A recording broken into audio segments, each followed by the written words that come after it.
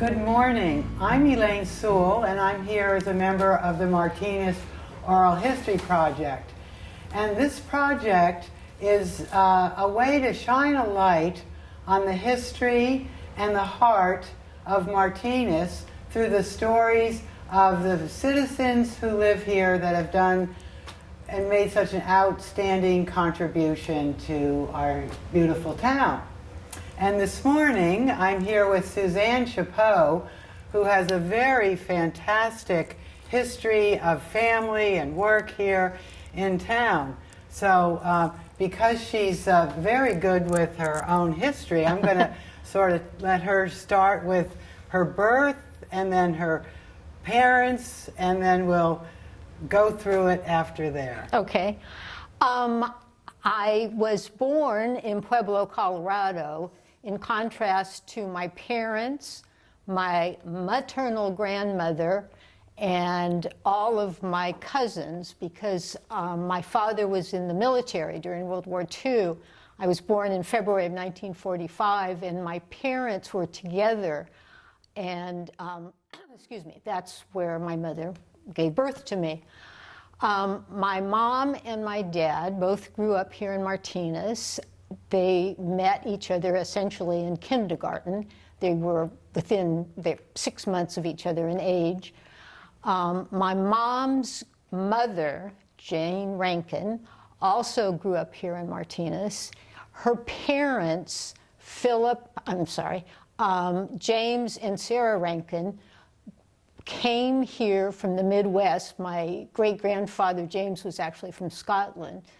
They came to the Midwest, and then James came out here to California, interested in mining, coal mining specifically. He ended up in Pittsburgh and Antioch, working in mines. He started a general store. He met a friend, and they were partners.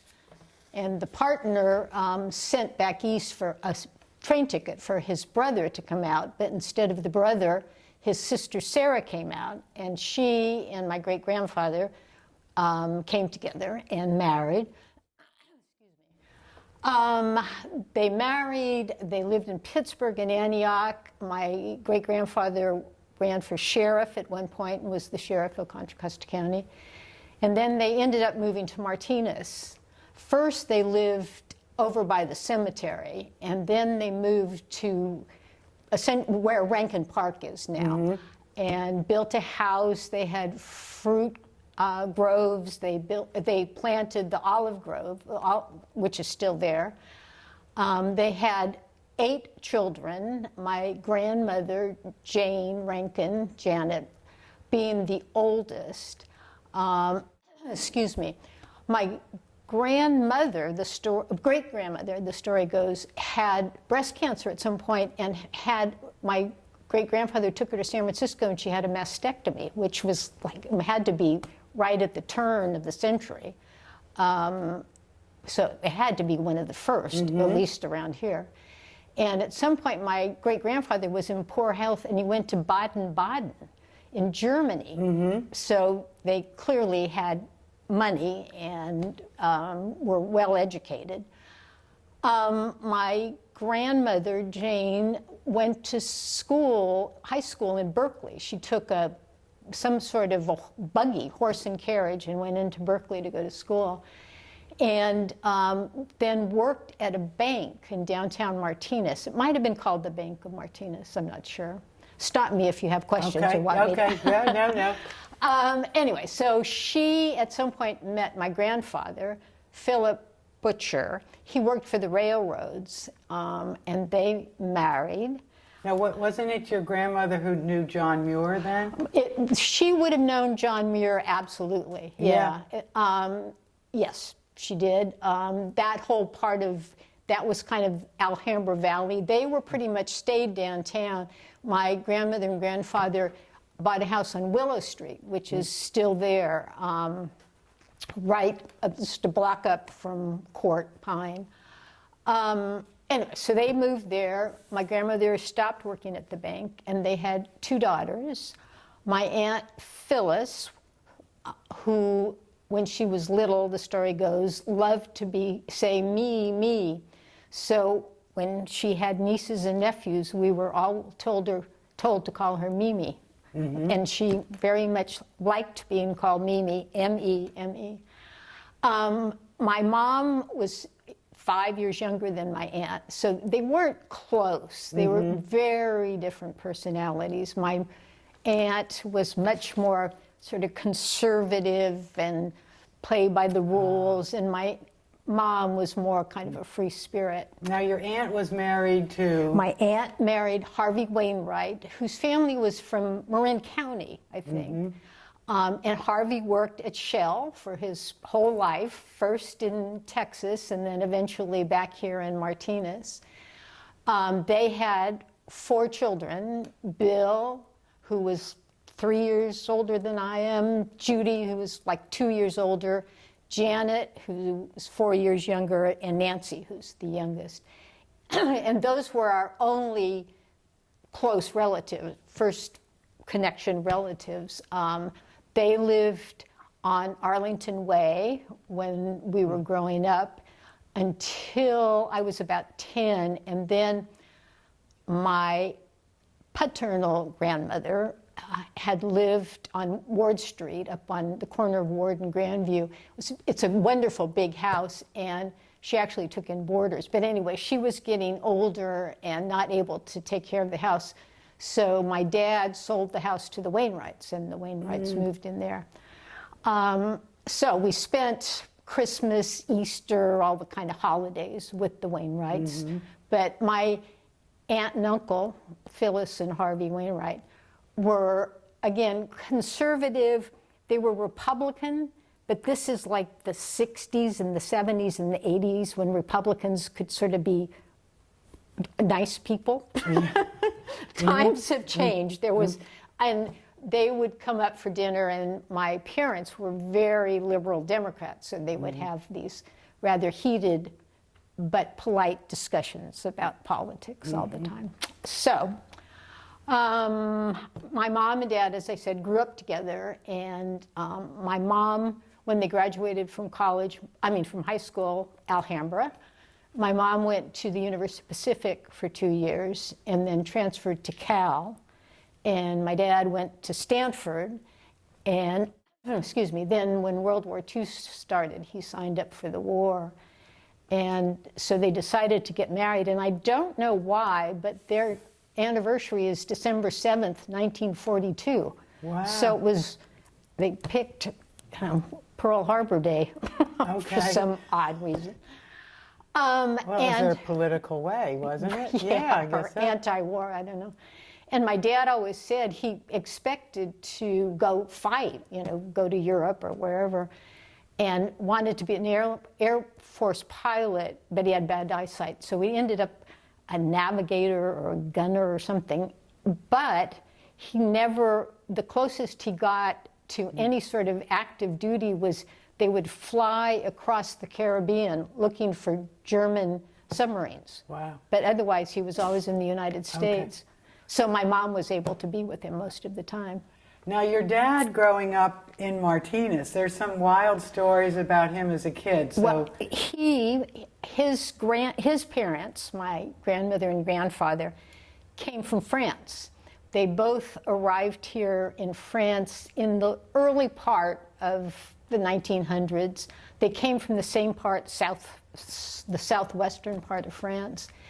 Ended up, and I don't know how, in San Francisco.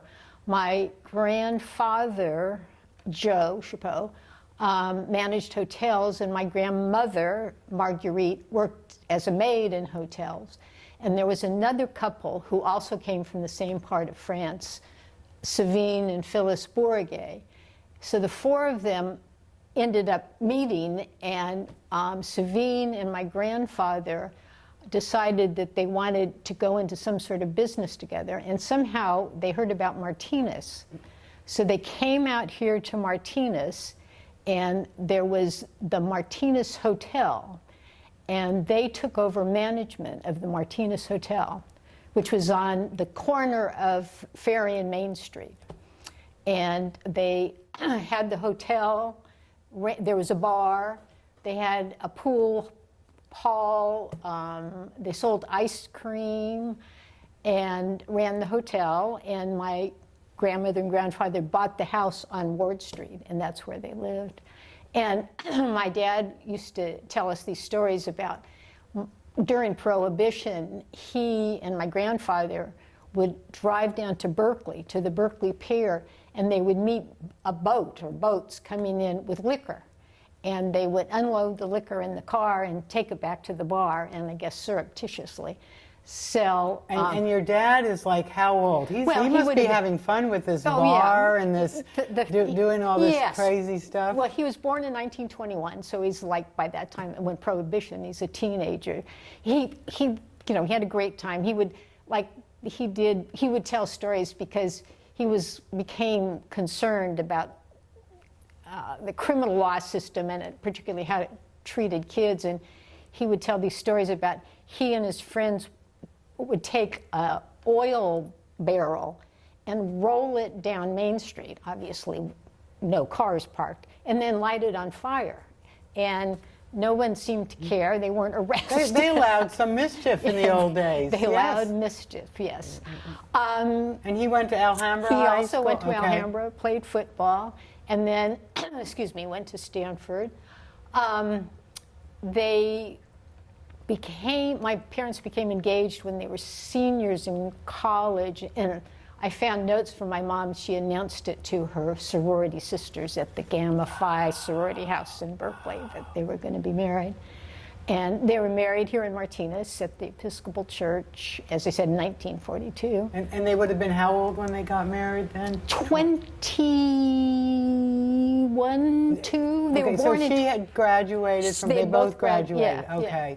So they, as I said, they were together most of the time during the war. And I found letters that my mom had written to my grandparents, her parents, because she took the train from here to New Orleans, I think, where my dad was stationed. And so she wrote these letters about taking the train, and it was fascinating, all the experiences she had. So anyway, after the war and my birth, they returned to Palo Alto, and I guess my dad had to finish school. And then they moved back here to Martinez and moved on to Ricks Avenue, which was a block above Alhambra. And that's where I lived until I was 4.5, more or less. And while we lived there, my sister Andre was born, 2 years younger than me, and my brother Joe was born, 4 years younger than me. Started having babies. Started having babies. My dad worked in insurance and real estate, and right downtown, so he was downtown. And the street was just really fun for me. As my memory is, it was all boys. One of the families, there was an older sister, an older brother, and then Roger, the Woodsons. Roger was my age. And I just hung out with all of these kids, these boys, and I have pictures like of me with my holster around my waist, hanging down between my legs. Oh, we'll have to see some of those, yeah. huh? And there's one, actually we have home movies. They used to have parades in downtown Martinez. I don't think they were, I mean, it wasn't like the 4th of July. I'm not sure, like Old Timers Day. And there would be like a Conestoga wagon. And at least one year, Roger and I were walking behind the wagon in like these big hats. And I had like a shawl on, and we're walking hand in hand behind the wagon. So anyway, it was. And what about the hotel? Your dad's father's hotel. I'm going back to the hotel. In 1939, there was a fire, and it burned. And Cappy Ricks, who is like a famous old-time Martinez person, park's named after him. Yeah, he had his, I don't know, real estate office in the hotel, and when it burned, it started, I think, they weren't ever sure exactly where it started, but it basically burned the whole thing down. And one more story about the hotel. Apparently they had on the roof, it was like an outdoor area with a dance floor, and they would have tea parties, and they would dance, and it was like you had a view, I guess, out to the water and everything. Anyway, the hotel burned down, and I don't No, the story is they didn't have insurance, but they saved the liquor in the bar. Okay. Very The important things, yeah. And the College Lane the bar became the College Lane. So I think my grandfather continued to have the College Lane along with Savine. But my grandfather died when I was like a baby. So he was pretty much, not there after that. And that grandmother, she lived to be... My paternal grandmother, who we called Gama, she was probably close to 80 when she died. My maternal grandmother, who we call Bab for some odd reason, she lived into her 90s. And she was, as I said, the oldest of 8, and she outlived all of her brothers and sisters. So it was just really amazing. And she would, actually I have a picture, she had these brothers and sisters, the 7 of them, and then they married. And some of them stayed pretty much in this area, and they also had children. So these were my mom's first cousins. And my memory of them is they were really great people. And I'm sort of sorry that we don't have any contact with them.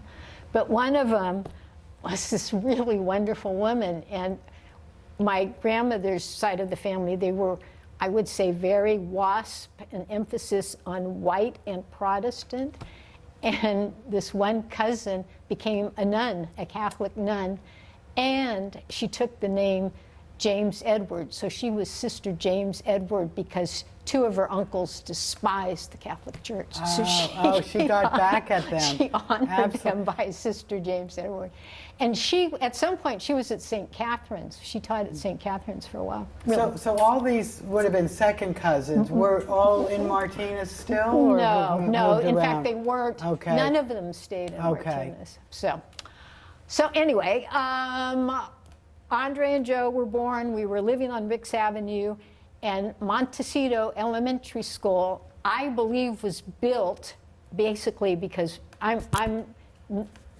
technically I'm too old to be a baby boomer because it starts in 1946. But anyway, I think Montecito was built because the baby boom was beginning. So I went there in kindergarten, and I think we were the first class that went from kindergarten all the way through to 6th grade. Anyway, when I went to kindergarten, my parents had a house built up on Harborview Drive. And so we moved into Harborview Drive by the time I was done with kindergarten. And when it was originally built, there were 3 bedrooms, my mom and dad's bedroom, and then 2 kids' bedrooms. And there was a bathroom for the kids, and they put tiles on the floor. It was S, A, and J for Suzanne, Andre, and Joe. Oh. But that didn't work out too well because then came Corinne, right, and then Celeste, and then Jess, and then Eric. So we moved to Harborview Drive. I went to rock down Shell Hill to Montecito and went all through school, then to junior high school, then to high school. Had the same friends pretty much all the way through. There was a gang is a bad word to use, but a group of us who started in kindergarten and went all the way through. Really wonderful people. What a delightful way to grow up. Absolutely. Some of them lived out in Alhambra Valley, so we'd hang out there. Gretchen Miller, who's George Miller's sister and George Miller's daughter. Jean Toriyama. The Toriyamas, Japanese, and they were people who were interned during World War II, and in fact, Jeannie was born in an internment camp. Just really great people. And they were able to come back? They came back, okay. Yeah. When we were in high school, my friend Peg Kelleher, she lived on Ricks Avenue also, and her house was like a half a block from Alhambra. So we would, I think it was a closed campus, but I'm not sure. But anyway, we would sneak off at lunchtime and go down to Peg's house and hang out. Have a cigarette? Have a cigarette, of course. That's what you did. You smoked. And the high school was known, although I never believed this, as being sort of rough, or we were like, I have a That's friend. the reputation I heard. I have a friend who went to Acalanes High School. He's the same age as I am. And we played them in football. And he swears that they were afraid to come into Martinez to go to the football games, which is ridiculous. I mean, nothing ever happened. No. And I was a pom-pom girl in high school. So I used to tell my friend Bill, I was out pom-pomming, you were little did you know we'd end up being lawyers together in the public defender's office.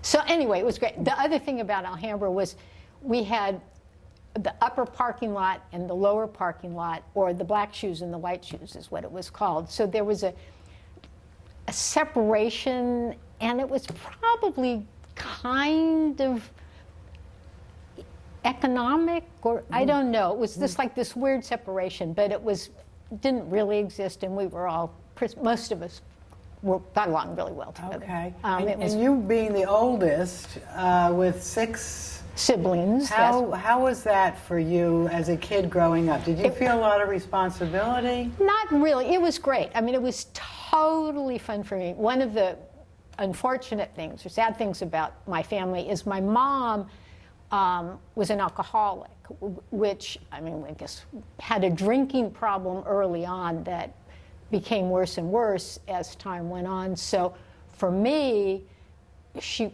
was the least affected by it, or I was the least affected. So it didn't really affect me so much, or probably my sister Andre and brother Joe, but the longer we went on, the older she got, the sicker she became. But it was still, we had a great life. I mean, they were, I guess, at that time, we would have been called upper middle class or something. So we had tons of toys. We would go on vacation every summer. In summers, you'd go to Tahoe with the whole group, the cousins, and... Nope, just us. Okay. Just us. When I was 13, we started going to a place called Meters, which was on the Nevada side of Tahoe, just like 5 or 10 miles down from state line.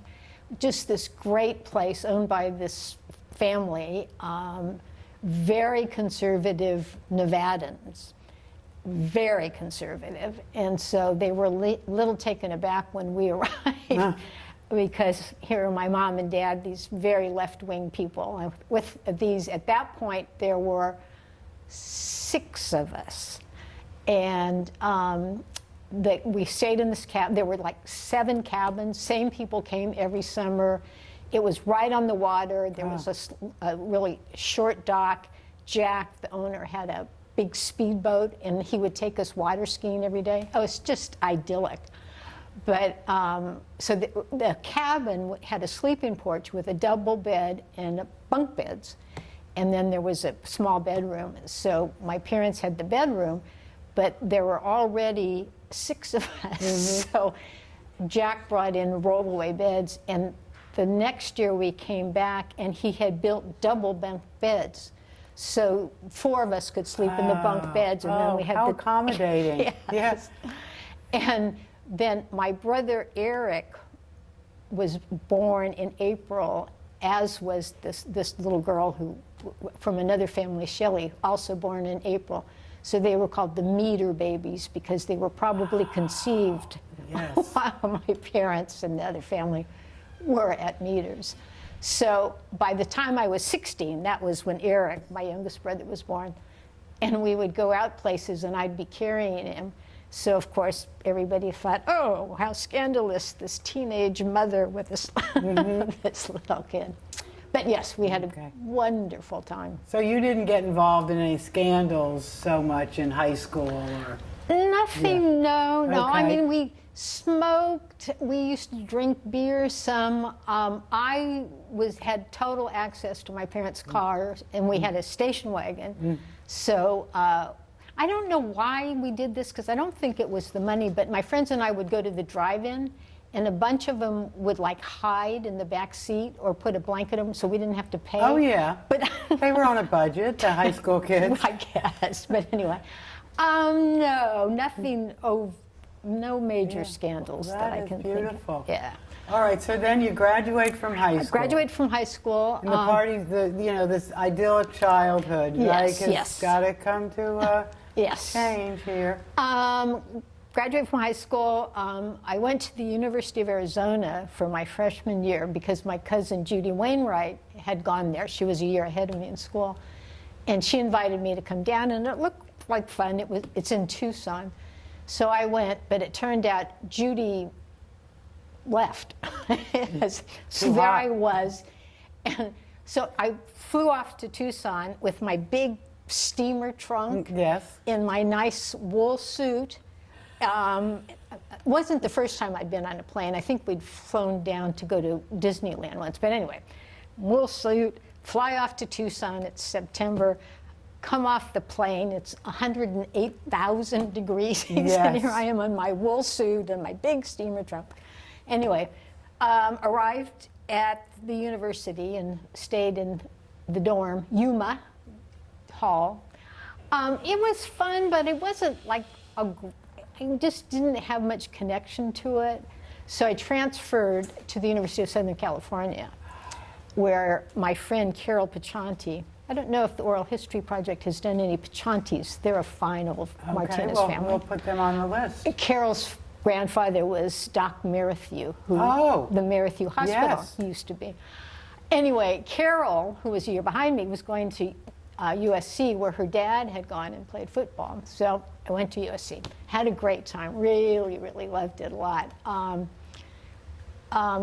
Studied mostly political science. I majored in political science.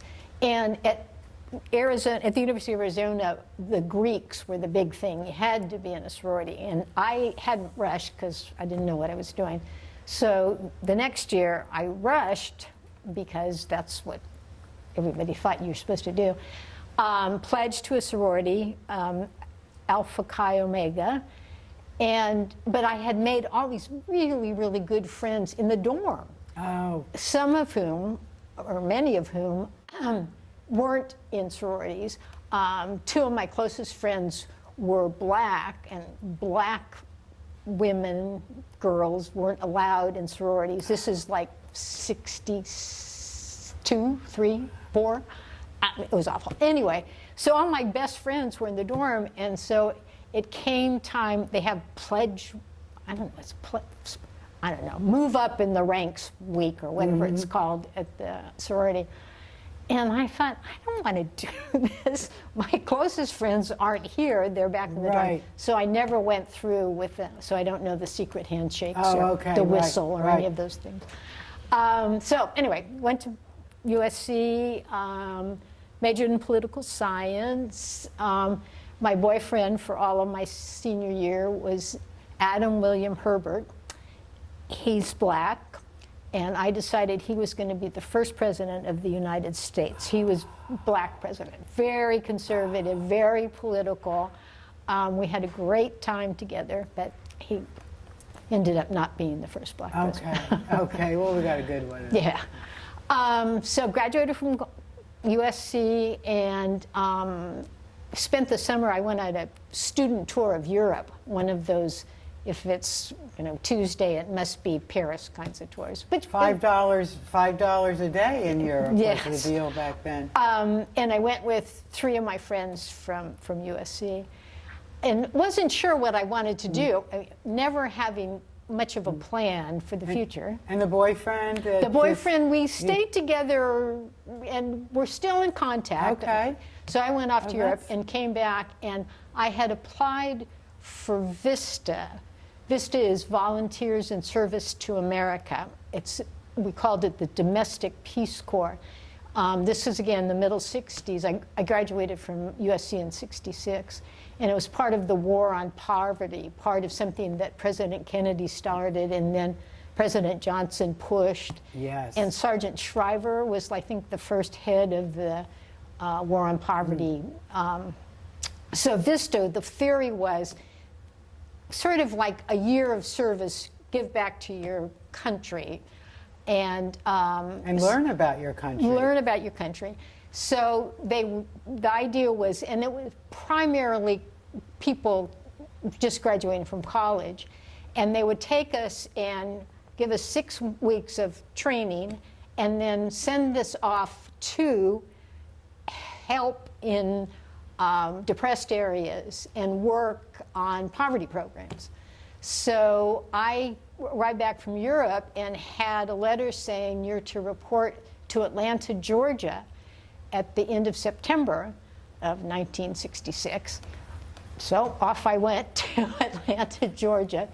And the training was going to be at the Gammon Theological Seminary, which was a formerly black theological seminary. And it had been turned into sort of a activity center, training center.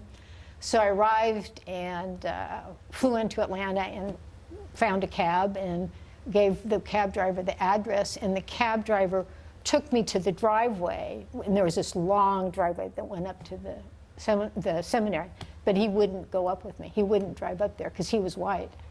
And so I don't think I still had my steamer trunk. Hopefully Right. I had some sort of suitcase. Anyway, went up to the Gammon Theological Seminary and said, here I am. And this is something about me. I like to, I want to find somebody to be friends with. Like when I went off to Arizona, I walked into the dorm and said, you know, will you be my friend? Yes. So when I arrived at Gammon, we were standing in the hallway waiting to be, you know, interviewed or registered or whatever. And there was this young woman standing across from me, and I said, hi, my name is Suzanne. And she said, oh, hi, I'm Mimi. Turned out she was from Sacramento.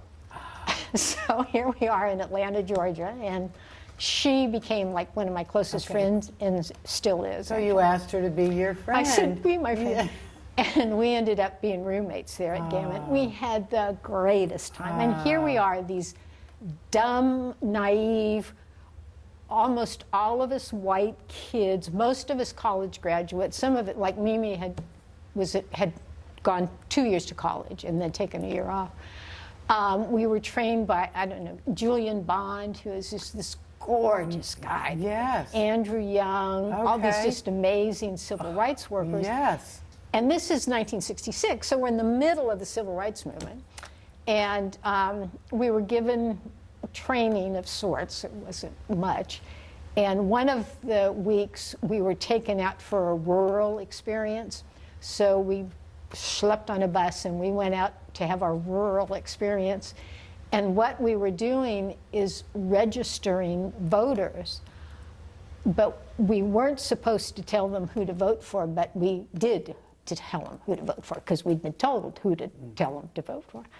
Anyway, it was just like an amazing experience. And then came time to, so 6 weeks of training, and then we were assigned to where we were going to go. And I was assigned to Miami, Florida, along with one of my closest friends who I'd made in training. Mimi was assigned to this small town in Georgia, Carrollton, Georgia, along with another really good friend. And then we had our friend Jim. Jim and I were called Sally Sorority and Freddie Fraternity, because Jim had just graduated from Santa Barbara, and just this wonderful, sweet guy. He was sent to Hobson City, Alabama, which was one of the few incorporated black cities.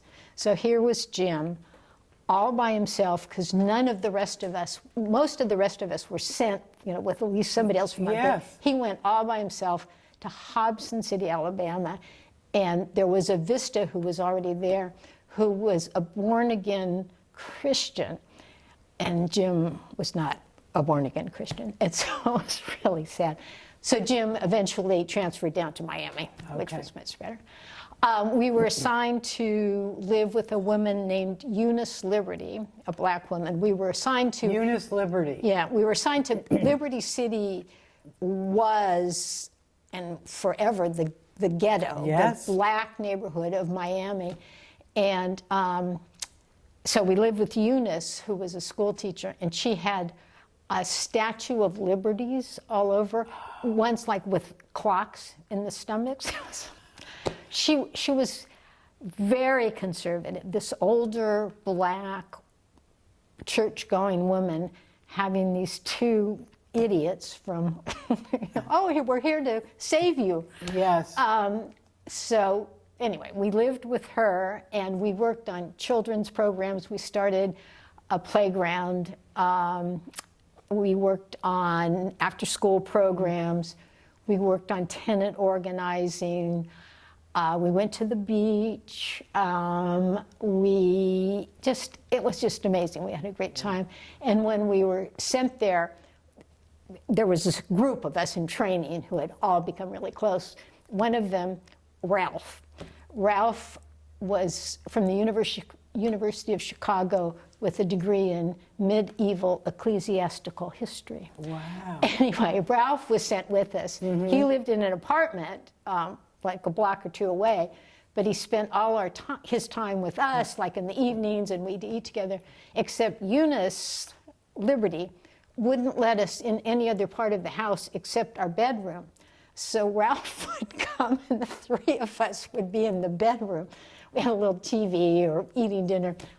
I have no idea what she thought we were doing, but she was not approving. Did you pick your own projects, or someone had an idea for how to get in there and help, and you just sort of followed the We were sponsored. pattern? We were sponsored by a consortium of churches in the South, and so different groups would apply or ask for vistas. So they asked for some vistas. So. And you were seen as very good labor and help in that area. We were seen as, okay, here you are, figure out what you should do, more or less. Yeah. Do we still have these programs? Yes, Vista still exists in a very sort of small, diminished form. You don't hear about it much. I think like Teach for America has taken over some of that. Anyway, as I said, you got your roots in here. Yes, but it was just like an amazing time, and we would go up to visit my friend in Georgia and Jim before he came in Alabama, and it was, for me, it was a much better education actually that I had even in college. It was, just learning about people and the way, how people were treated. In Miami, that was, as I said, well, it was now 1967. The Cuban crisis had occurred. So all of these Cuban people were coming into Miami. So there was this competition for jobs, especially lower wage jobs. Yes. So black people were less likely to be hired now than even before because the Cubans were coming in. So there was this huge, conflict going on. And the other thing is, I believe it was 1968 that the Republicans had their convention in Miami, and there were riots. So we always like to say we planted the seeds for the riots at the Republican convention.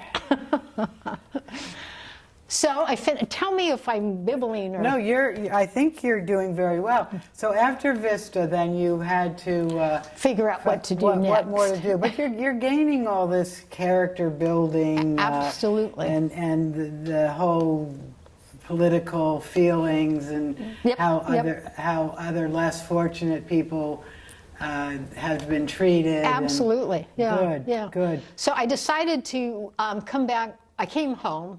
Went back, lived with my parents. Okay, you had to check in and see any more kids on board, and everything was pretty much the same. Okay, you saw though your mom disintegrating a little bit. Yes, she was becoming sicker.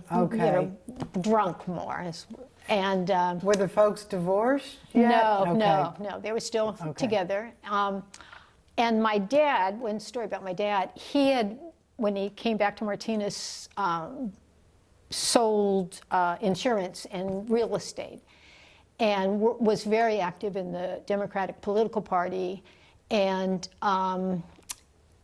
there was a point at which the Democrats were in power in the state, and there was a job called inheritance tax referee.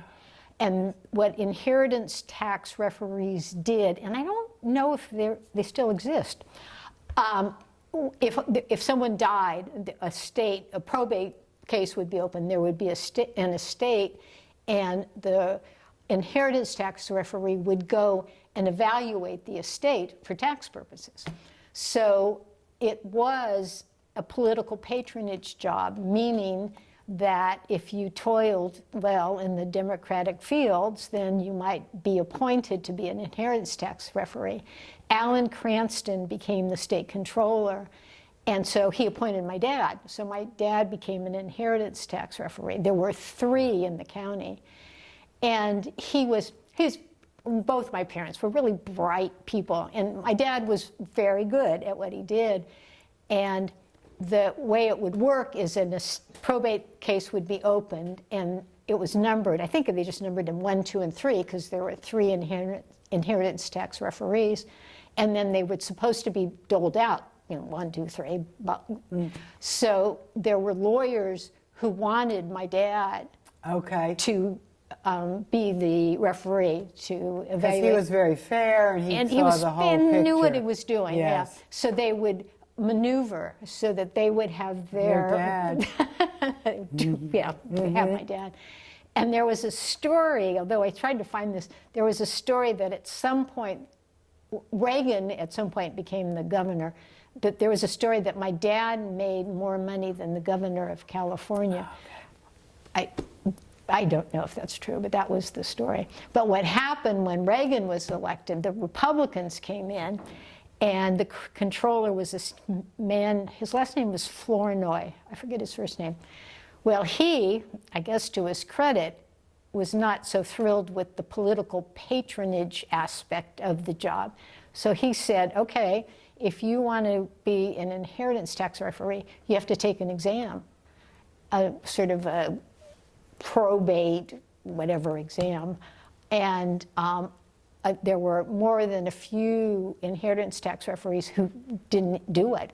And a couple of them started it and walked out. But my dad took it and passed, so he remained an inheritance tax referee.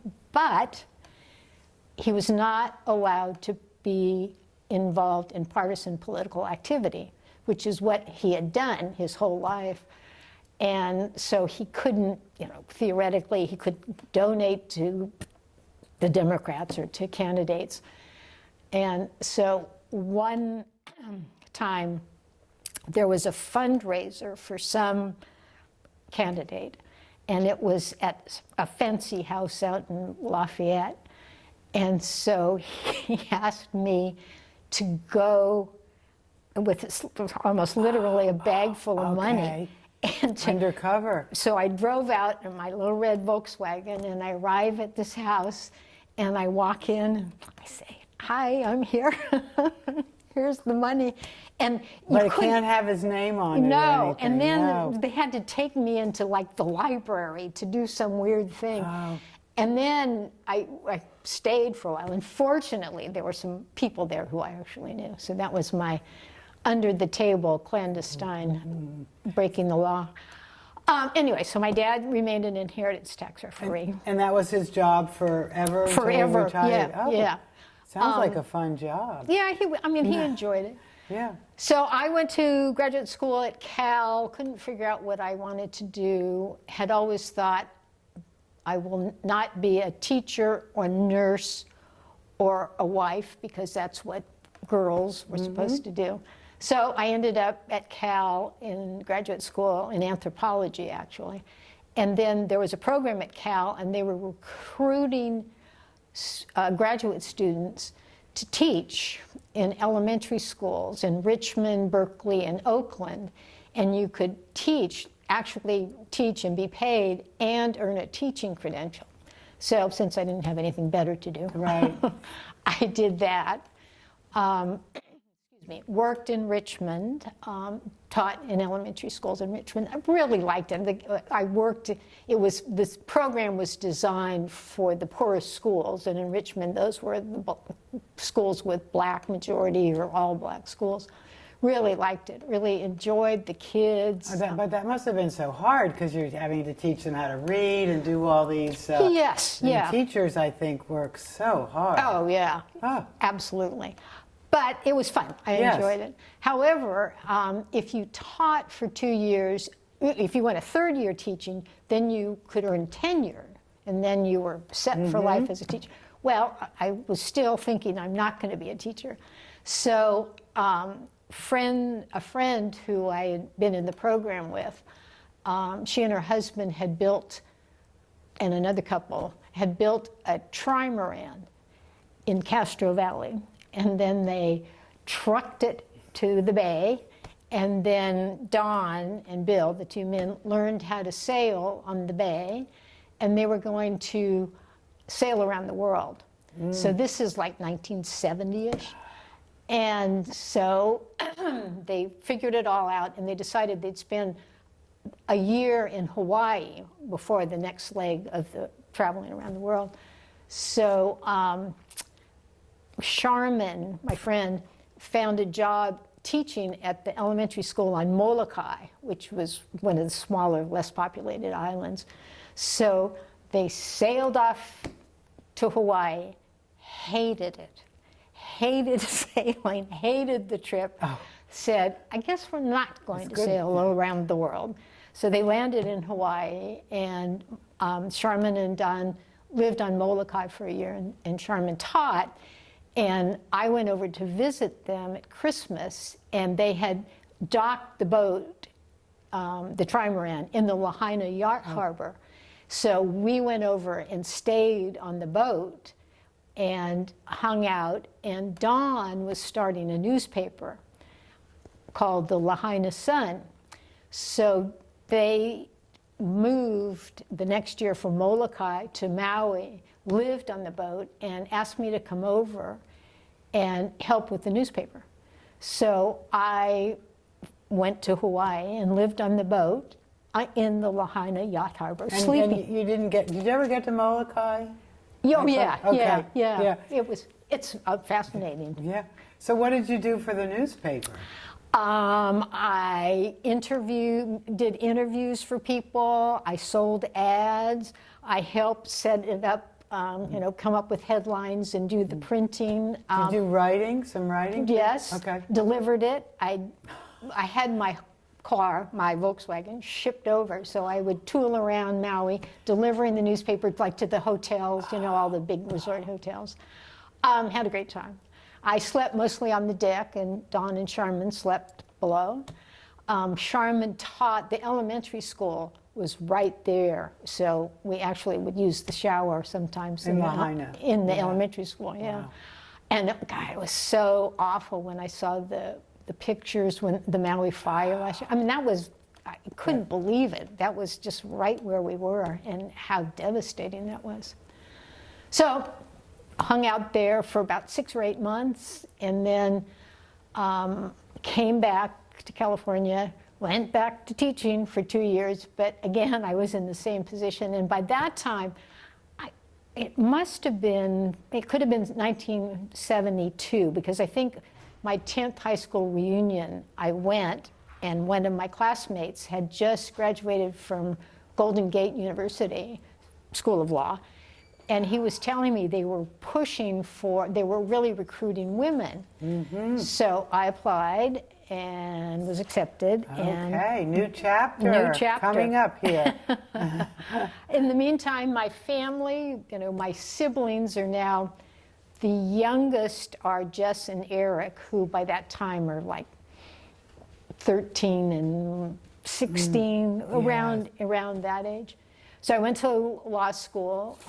But you're been gone, and so they're kind of strangers. Oh yeah. And I still hear stories about things that they did and the way they lived that I would never. I'm like, well, you're kidding? They did that, or they did this. So. Trouble that they'd get into? They got into. They were. Right. I was surprised to learn that some of them used controlled substances. And so they probably weren't as supervised as well. Well, probably. But as I went through, it was ruled. I mean, my parents became more relaxed, I think, about, another one, they'll be okay. It's kind of their attitude. So. And society was relaxing. Oh, too, yeah, so. Yeah. So, again, stop me if I'm... Yeah. So you get into law school. Go into law school. Became good friends with a woman named Harriet Parker Bass. Mm-hmm. And we decided that when we graduated, we would open our own law firm. And we chose Walnut Creek because my family and my dad's connections and things, we thought it would be helpful. So we graduated actually a semester early. We sort of pushed our way through. And Did you like law school? I loved okay. law school. Because I was older, you know, and so I was. And you'd seen some of the world. Absolutely. Yeah. Hey, I'm a student. I can hang out. And Yeah. I've got my law books, and so I really liked it. So we took usually the big bar, meaning where most of the people take the bar, is in July. We took the mid-year bar, the February bar, and so then we had to wait, obviously, to see if we'd passed. But at the same time, we had found a place to rent in Walnut Creek for an office, and we were told this was a time of actual landline telephones. You had to be in the phone book because people would look, you know, for attorneys in the yellow pages. So we signed up for phone service, but we hadn't yet passed the bar. So we were going to be in the phone book as lawyers, which was going to be a problem. You better pass. We better pass, yes. So fortunately, we both passed. And so we started a law firm in Walnut Creek.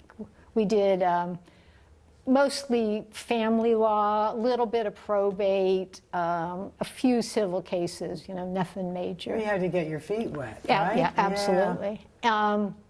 Very rarely like a criminal case of some minor sort. And we also were told that we should become involved in the Bar Association, the Contra Costa County Bar Association, which we did. And Harriet Parker Bass, in the meantime, she was married. Her husband was an anesthesiologist. And they started having children. And Harriet decided that being a mom and Richard was making a very comfortable living was more interesting than being a lawyer. So she quit, and I went to work for a law firm called Cully, Jameson, and Snyder. They were here in Martinez, but they had been using our office sort of as a Walnut Creek branch. So I went to work for them and was becoming more active in the Bar Association, and at some point was elected to whatever the lowest rung treasurer, whatever the lowest rung of officers was, which meant I would move up and eventually become the president of the Bar Association. First female The first female president. So worked for Cully Jameson, and there was a judicial election where district attorneys were challenging judges just because they could, not for any good reason. And one of the judges who was challenged was very good friends with Pat Murphy, who was the public defender at the time. So through the Bar Association, I was working on the campaign and came to know Murphy, as we called him. And so his friend lost the election, but Murphy said, "Why don't you apply for the public defender's office?"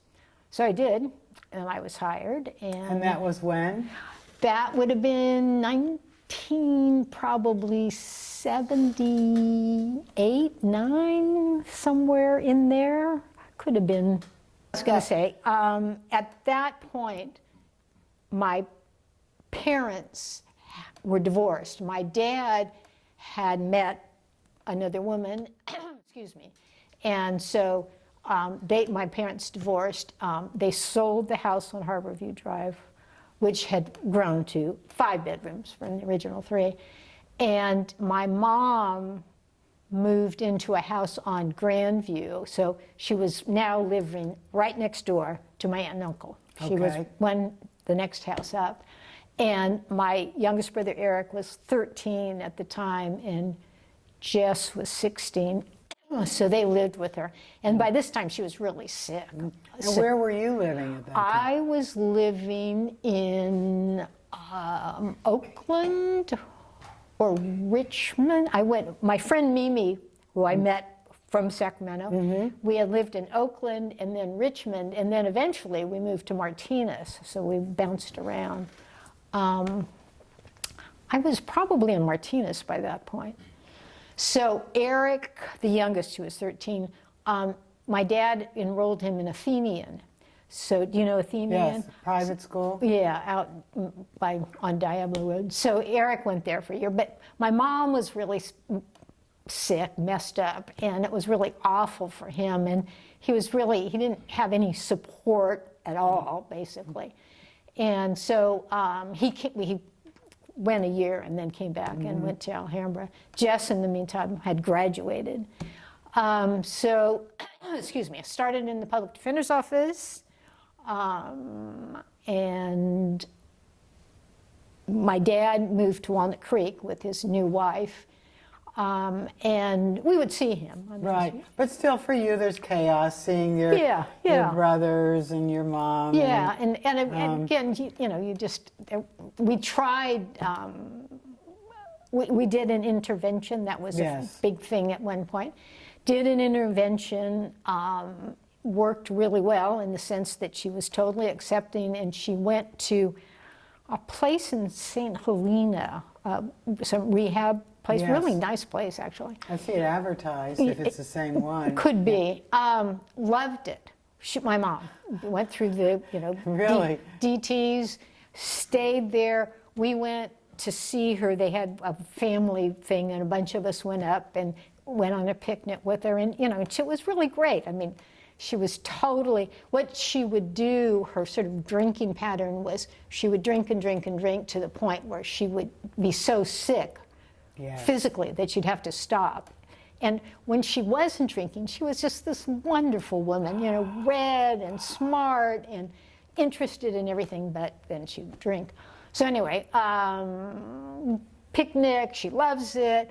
We bring her back home, and within like 3 days, she was drinking again. Yeah. So it was just, it's a tough disease. Oh, yeah, it's really awful. And apparently, the stories are, her father was also an alcoholic, which was something like my aunt and my grandmother never acknowledged. So, but anyway, so I'm in the public defender's office, and at this point, I have become involved with an attorney in the public defender's office named Paul Mariano. Oh. So he had been there before me, but we have now become a couple, and we're about to start living together. And one day I received, Eric was still at my mom's, Jess had moved out, and one day I received a phone call, and Eric had gone into the bathroom and my mom had died. She just, sort of no warning, he just, it was, so that was like 1981, I think, or two. And she would have been about how old? She was 61, really young. It was really, it was awful. Anyway, so worked in the public defender's office, became the first woman president of the Contra Costa County Bar Association. So did Well, tell me about your work there. I mean, that's a completely different kind of work, isn't it? Being a public defender for you? Yeah. So what did you learn? What was it like? Well, one story. I don't know if I've ever told anybody this. Once, when I was still in private practice, probably still is. On Monday is the day when all the attorneys who are going to be in trial, they all gather at the the presiding judge's courtroom to be sent out to whatever courtroom they're going to go to for their trial. So one time I was there as my little old private practice self, and I was watching, and all of these lawyers from the public defender's office come in, and they all come in my memory, strutting in, and they all sit in the jury box. They don't sit with us peons. And they're all just sitting there and hanging out and talking, and I thought, boy, they look so cool. Wow. Turned out it's not quite like that. But anyway, I really liked it. I have never been shy about expressing myself or talking in public. I didn't have stage fright. Yes, which is helpful. Yes. So I liked being in court. Again, it's kind of a theme of working with people who are economically deprived, disadvantaged, whatever. So obviously, most of our clients were like that. had a whole range of clients. You start off with like minor kinds of crimes like petty theft or driving under the influence, and then you kind of work your way up. Did you have a mentor there when you first started? Oh, that's a good question. Did I have? Because what do you know when you enter a new job? You know nothing. Paul, I suppose, was my mentor. I'm trying to think. I would hope there weren't very many women, so I'm trying to think. And the women were sort of.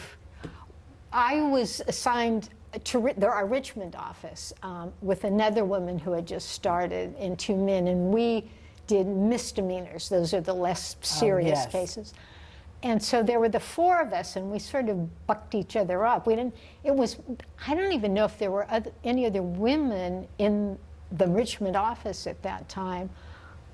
So that would be a tough office, I would imagine, because it's just the socioeconomic. Yeah. But still, great. The courtroom was right across. The courthouse was right across the street. Again, but I enjoyed it. Yes. And I would walk over with my arms full of files and plop down, and because there weren't very many women, as time went on, we started having these women's dinners. Like, I don't even think it was once a month, but every once in a while, most, if not all of the women in the office, we'd have dinner at somebody's houses. And the funniest thing was the next day we'd go back and all the men, what did you talk about? What did you talk about? It was like a big thing. How dare you sneak off and do things without us? So I worked my way up through the office. Eventually, I was promoted to management and became a supervising attorney. Supervised the Richmond office for a long time, and then moved to the Martinez office. And by that time, I had the most serious of cases. Okay.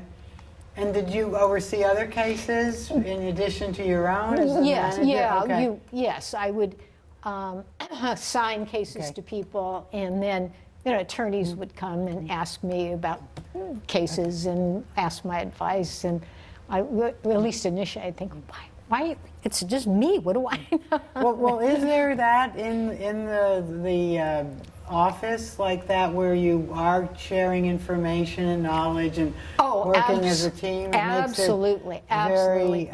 It's very collegial. Yes, we would meet and talk about cases. We would meet at lunchtime and talk about cases. Absolutely, it would be really. There were a couple of personalities who just stayed away, but it'd be very difficult to not interact with people, seek advice from people. And somebody always knows more than you or has a different way of looking at it. Paul, my now husband, was a great trial attorney. And there was one lawyer who would come to him and say, okay, so now what am I going to say for my opening statement? And what questions am I going to ask? And what do I do now? And that's wonderful. Yeah, it was great. So how many years then did you work, say, Martinez and also all together for the public defenders? I was in Martinez for probably 10 years, maybe. I was in the public defender's office altogether for like 25. And a fair amount of it, I was a supervisor, which was great because, first of all, I could control my own caseload, but I enjoyed it. And I enjoyed, working with the younger attorneys. I still have 3 very close friends, women younger than I, 20 or more years younger than I am, who would come to me. And one of them is now like a senior supervisor, and she's always saying, oh, Suzanne, I remember when you told me this, or I remember. Yes. And it was fun. I would go out, went out with them one evening, and one of them had a sister who was actually a doctor at the hospital. I don't know if her last name is Levin. Sarah Levin, yeah. Well, her sister Jen was a good friend of mine in the public defender's office. Anyway, we went out somewhere, and Sarah realized that I was quite a bit older than Jen and my mother, And so she was kind of like, what are you doing here? And one of them said, oh, we just think of her as an older sister, which I thought was so nice. Yes, yes. Anyway, so it was great. I loved it. And then you had the office romance and We had the all of office that, romance, and that, yes. It was not uncommon in the public defender's office for that. The judges, the DAs used to beat each other up. So we were the lovers and they were the fighters. Okay. Lots of romance in the public defender's office. And Paul and I started living together probably in 81, 82. No intention of being married. Remember, I wasn't going to be a nurse, a teacher, or a wife. Those things. So we lived together and eventually bought the house on West Arlington. But Paul decided to retire, and so he went to talk to the retirement people, and he learned that you had to be married, if you wanted to leave your benefits to someone, you had to be married at least a year to leave them to your spouse. So we married essentially a year before he retired, and there were a couple of other couples who ended up doing the same thing. It was a retirement marriage. Okay. So legally, legal stuff anyway, so cumbersome. So then when did you retire? I retired 3 years after he did, and I think it was 2007, and I always said, like, he had 3 years of being retired, being home, being able to do anything he wanted. And When then you'd come home and dinner would be ready and the house would be clean? Right. Okay. But then I retired, and he was there. Right. So I didn't have the 3 years of freedom. Yes. I was with him. Yeah. But Well, anyway. I think you've made do. I've made do. So tell us what you two are doing now that you're both retired. Well, the wonderful thing about what he did is he and his good friend Kurt Norton, who had been an investigator in our office, decided to make movies. So they started out and they made videos for death penalty cases where they would go and interview mom, sister, wife, children of the accused, and then they would give the video to the district attorney to try and convince the district attorney to dismiss the death part of the death penalty case and then just leave it with life without the possibility of parole. So it was a way of trying to convince them. Yeah, well, showing what the fellow was like. Exactly, exactly, and how the witnesses would be if they actually had to go to trial. So they did that for a while, and then they were kind of bored with that, I guess. And well, actually, I guess before that, there was the recall election of Gray Davis. Yes. So Paul was opposed to the recall election, and he decided the way to fight it is that he would run in the recall election along with 130 plus other people. And when he was elected, he would make Gray Davis his chief of staff, and then Gray Davis could run the state, and Paul would just be the titular hand. Didn't exactly work out. He didn't win? He didn't win. He did come in, I think, first in Monterey County or sixth in I forget. But anyway, they made a documentary about it called Also Ran, and they actually submitted it to some film festivals, and it won an award. Also ran. Also ran. I also ran. Okay. So anyway, that sort of spurred them on, and so they decided to make a movie about the film registry, which preserves old movies or preserves movies. And so they ended up doing this whole movie about how film, all of the original film has all been destroyed from the old movies, that some huge percentage of old movie film is gone. It doesn't exist anymore. And so they ended up interviewing Rob Reiner and Chris Nolan and various other actors and producers and directors. It was very exciting. And here are these two guys, from here. Right. They really were fortunate, and they met a cinematographer who actually lives in Berkeley, Fraser Bradshaw, a professional who'd done a lot of work. They found an editor named Doug Blush, who'd also done a lot of work, who's actually won Academy Awards, and a producer named Christine O'Malley, who all knew what they were doing, so they were able to guide Paul and Kurt. So they ended up making this movie, an actual documentary movie that was wonderful and did really well and was shown, and it was like fantastic. So that spurred them on, and so they made a second documentary, and this one was called Being George Clooney, and it was about, or is about, the audio dubbers, the actors, voice actors in other countries who do George Clooney's voice. So if you go to Turkey, there is a Turkish George Clooney, and if you go to Italy, there's a Italian George Clooney.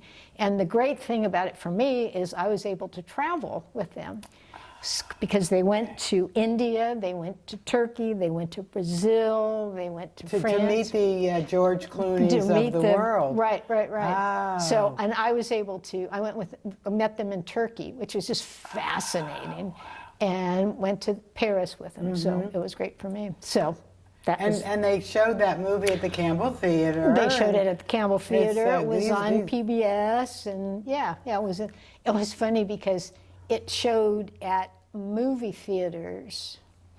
Now I'm getting confused whether it's the first one or the second. One of them was at movie theater in San Francisco, the Kabuki Theater. So a lot of our friends from the office came, and one of our friends came up to me after and said, "Suzanne, that was really a good movie." Like, oh, they actually did this. So that is amazing, a creative piece of work. Absolutely. Yeah. So anyway, that's been fun. I'm very tangentially related to that. Absolutely. And we've traveled, and we take classes. And when I stopped working, I was in a tutoring program for a long time, tutoring in an elementary school, which I really enjoyed. Stopped because of the pandemic and haven't gone back to it. And you're doing a lot of hiking now? Hiking, and yes. All kinds of good things. Yes. You've traveled around the world. You've had beautiful experiences throughout the United States. And yet you've decided to stay here and settle in Martinez. What is it that excites you about us? I know. I guess I never really expected to end up back here. But I mean, it has so many wonderful memories for me. It's also very comfortable. And it just kind of happened because, as I said, after law school, we started out in Walnut Creek, and then I ended up at the law firm in Martinez. And so it worked out that way that I somehow ended up back here. But I was happy that I did. It's funny, the way that, in my life, the way I identify people in Martinez is, when did you graduate? And that's Alhambra. So everybody, so then I can figure out, which one of my siblings they would have known or graduated with. It's very comfortable, as I said, and the memories, like my grandparents and my parents, and I actually, none of my siblings, except Jess, none of my siblings live in Martinez except me. My brother Jess lives in Pacheco. He's the one who stayed most around here. My brother Eric lives here kind of off and on. He's currently here. My sister Celeste lives in Sonora. My sister Corinne lives in Pleasant Hill. And then the next two siblings, my sister Andre, moved to Sandpoint, Idaho, very far northern Idaho. And she died of cancer probably just about a little over 20 years ago. And then my brother Joe, who stayed here, he's like my parents. He and his wife met like in first grade or something, and we're together all the way through. Lived here, and Joe worked for the county schools. But their two sons both went to Chico, and then when Joe retired, they moved up to Chico, and he died last year. So I'm beginning to be afraid I'm going to be like my grandmother and outlive all my siblings. Right. Hopefully That's okay. that does not happen. But so anyway, I don't have a simple answer. I mean, kind of fate. One quick story: when Harriet and I first started our law practice, we went to it was called Queen's Bench, and it was an organization. They were pushing women lawyers to become judges. And so I was talking to this really interesting woman, and she said, how did you come to be here or go to law school? Or some question like that. And I said, oh, I've been really lucky. I've had a really lucky, wonderful life. And she said, it's not luck. Never say that. You sell yourself short when you say it's luck. You did this. And I thought that was kind of cool advice. I was still very lucky. But. Yes, yes. Well, it's you've worked really hard, and that you do appreciate Martinez is also very beautiful. Yeah. Yep. So, thank you. You're welcome.